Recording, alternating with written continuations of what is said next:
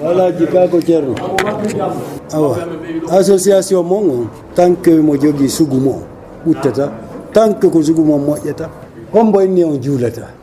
Non, tu as vu? C'est ça ton problème?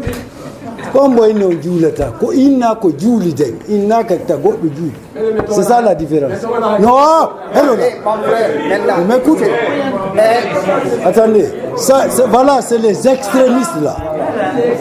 Quand on monte to the donc on July, yo menna bu gardi.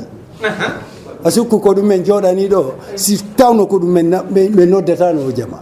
Ala burdo lan dolude futa do. Ko minni be be wada jun hay si minni yo be nangete do jun. Mais c'est pas ça le problème. Ko nangu godo hitti jama on ka ko moji gola ko ni jama on hitti. Kombo inni on julata. On alqur'ana mo firda. Ko innu ko hadudo ma ya julu. Ko inna ko yen julitu. Inna ka ita goddo julu. Ensuite, ko yimbe be woni innu de ko wonde ma au parlement, c'est ça ko ono. Innu gol ono lambe ben ko ono wadi. C'est pas correct. Be ko makata ko ono lambe ben men torke on yo wallumi. Ay si tay me de mariere be bakoto bete be teddida men. Et toi tu nous insultes publiquement là. Voilà. Ko ono goddo teddinirte am.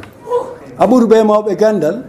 Docteur a commencé jusqu'à la fin. C'est avec toute la sagesse. Elle a dit un cadeau. Comme men jikanto me hironi. Pas des petits qui sont allés quelque part ici. Un fois un haïlike. Moi, on m'insulte pas comme ça. Comme moi, ingol mi indi. On a nangu gol ma warugol. Sinon, je l'aurais fait. Django mi naba. Me fella. Yimbe maya. Kuduna fatalabe. Kaida sika koko yeuteta. Yima et Al-Gourana kodum mointa. Tu interprètes mal le Coran, très mal. On a do Al-Gourana wini. Ko ye moin. Et dawa yima de yeuta doucement la komiji da ko no moirta. Moi je suis d'accord, c'est un échange. On a un hoinindi. Donc banga inni jango ajula yaw jula menen gar me mande tike. Mi sikkuno na hulbi nin gola jodi den do. Ko ye yewtu. Mais inni on nafa ala yaw gol jula ko no ko ay hombo juulidata juula berde ma no wuli juula ido yeƴƴito si yimɓe no arde juula honɗum konko jangata kon to yahata kombo famata komin inni juulirɗe ɗen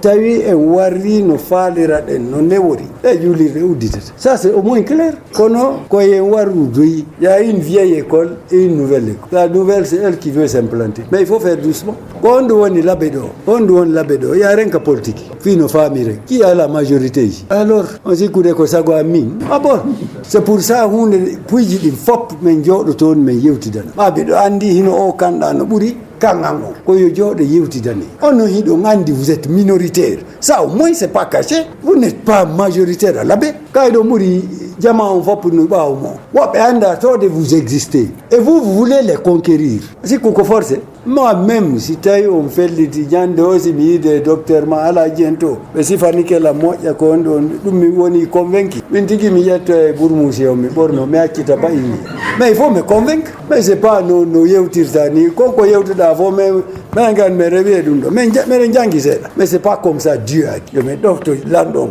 kono so waɗal komi faala ko yomi waɗu ni wona ko faalaɗa koko nafate watta Allah no wadde ko goɗɗo faala Allah koko nafata en kon ko ɓano hiɗen yeddi c'est pour ça eɗen haɓɓiti o waɗu ko faalɗen en yiida e makko no ona wadde ebola torɗen Allah yalta ɓa hiɗen fanni hiɗen yeddudemo hiɗen felliti ko ɗum ɗo Al-Gourana waɗi hiɗen wadde ko faalɗen ko o holla en kanko woni Allah ndeɗa yalta ɗo winda manditoɗa Sadou Keita ara ɗo warugol go mi wona warugol mi addiraɗo ko yewte ha fotte ɓe faala kaɓe min sorta et puis je suis allé plus loin miɗo wawno fankude mi fanka par ce qu'on interprète tout dans le pays là Boko Haram no e guerre en fof hiɗen nande islamique no e guerre en fof hiɗen andi hiɗen nande imminen sugu mum ɗo qu'est-ce qu'on va dire on ara en fellintini koɓe woli ko ɓeyano innude ils sont impolis je suis cela an hiɗa immade yenna lamɓe ɓe minen mi innay ko fenade